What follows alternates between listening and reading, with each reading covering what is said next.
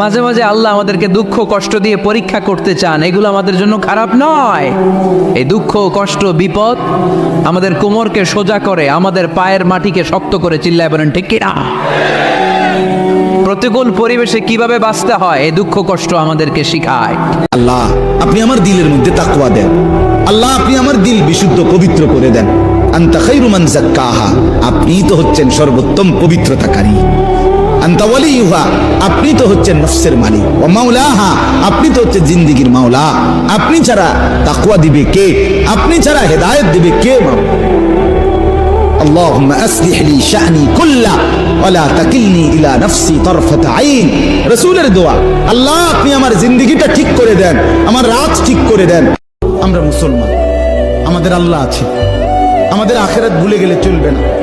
আমরা মৃত্যুকে আড়াল করলে হবে না।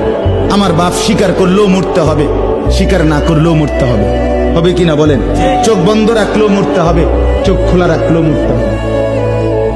সুখের সাগরে যে ভাসে তারও মৃত্যু হবে, দুঃখের সাগরে যে ভাসে তারও মৃত্যু হবে।